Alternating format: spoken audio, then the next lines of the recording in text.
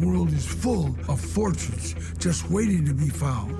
Most construction jobs turn up nothing more than rock and dirt. But in 1985, one team in Poland strikes something that stops them in their tracks. On June 6, 1985, in the town of Śląska, crews are excavating for a new telephone exchange building. As they're digging, they hit something hard, and that causes all work to come to a halt. The workers gather around, and what it looks like they found is a big clay pot. Now, this needs to be removed for work to resume, so they begin digging. As they pry the object from the ground, the inside of the vessel reveals something shocking. Gold and silver coins spill out of this container. A lot of them. This is obviously an important find, so the team in charge calls in the authorities. The Polish government sends a security team to ensure that no one tampers with, or worse, steals the hoard. They transport the coins under high security to the Archaeological Museum in nearby Wrocław. As the museum's curators sort through the find, they identify some coins that have distinct markings on them. A crown on one side and a lion on the other. Written in Latin on the coins are the words De Gratia Rex Boheme, which means, by the grace of God, the King of Bohemia. These are a type of currency known as Prague groschen. They were first minted around the year 1300, and they stayed in use until around the mid-1500s. The team dates these particular coins back to the mid-14th century, which means they were some of the first groschen ever made. Nearby, another construction team uncovers even more ancient relics. There, they find multiple clay jars with 4,000 coins, gold jewelry, and pendants. Amongst the treasure, researchers also find a gold wedding crown, the only one of its kind ever found from this period. After years of research, historians conclude that this treasure comes from King Charles IV of Bohemia, who eventually ascended to become the Holy Roman Emperor in 1355. The title has a complicated history, but it dates back to the time of Charlemagne. The emperor ruled a huge swath of territory in Central and Western Europe, including this region, which is now part of Poland. When experts trace how this royal treasure ended up here, they uncover a troubling chapter in Charles IV's reign. Charles spent a lot of money in his day. He built a lot of castles, he built a university, and he bought a lot of art. He also had trouble collecting taxes from his subjects, so at times, Charles was broke. Researchers believe that the emperor took out a loan from a banker in Śląska named Mushka, using his jewels and his crowns as collateral. Tragically, during Charles's reign, the Black Plague hits this area hard. So some experts believe that Mushka died from the plague. Before his death, it's believed Mushka hides the hoard. If Mushka hid the treasure, Charles didn't know where to find it. And the Trejo hoard became one of the greatest archaeological finds of the 20th century.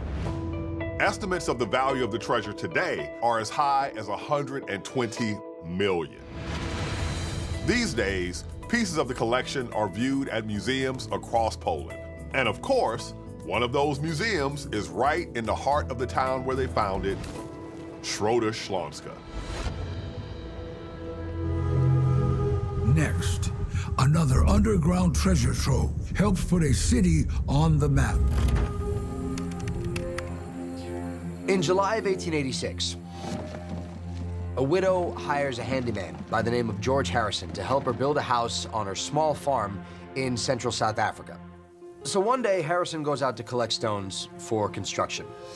And as he's rummaging around, he notices one stone that looks a bit different than the others. looked like it was made of lots of little pebbles that were glued together with something like sand. Curious, he takes the stone and just smashed it apart to see what was inside. As the stone cracks open, it shimmers in the sunlight. Harrison suspects he's found something special, but he takes the rock to his best friend for a second opinion. The friend happens to be a former miner, and so all it takes is one look at Harrison's find and he knows exactly what he's looking at. That shimmering dust is gold. Harrison figures if there's one rock with gold, there's probably many more. So he contacts the widow who owns the land in order to get mining rights, and she grants them. He then contacts the government and stakes a claim. News of the gold strike spreads quickly, and prospectors flood the area. You have to remember, this is the 1800s, so during this era in history, it seems that everybody is gold crazy. 1849, you have the very famous California gold rush, where the state explodes in population from 1,000 non-natives to about 100,000 in a short period of time. In the 1850s, gold is found in Victoria, Australia. In the 1870s, you have gold found in Venezuela. So basically, at that time, if somebody yelled gold, people were just going to come rushing over in droves. Harrison's find transforms this tiny, sparse rural community. Thousands of people flock in the first month alone. And as more prospectors come, they find more gold, which they set up more camps, which attracts more prospectors, eventually stretching to a line 40 miles long. Harrison's gold strike literally puts the area on the map, and within a few months, this booming town receives a name, Johannesburg. Within 10 years, it becomes the largest city in South Africa. It becomes this vibrant financial hub of the nation, and today, it boasts a population of around 5 million people. The area Harrison discovered becomes known as the Witwatersrand Goldfield, and it's still the richest deposit of gold in the world. To date, over 2 billion ounces of gold have been pulled out of the Witwatersrand region, which at today's prices is worth around $5 trillion.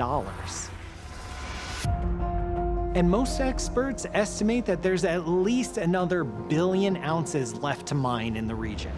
The famous quarry has made fortunes for countless miners, but not for the man who found it. Reports say he sells his claim for like 10 pounds, which is around $2,000 in today's money. And then he disappears, never to be heard from again. Today, George Harrison is commemorated by a Johannesburg city park on the spot of his original mining claim, in tribute to the man who helped to create an incredible city and many, many, many fortunes.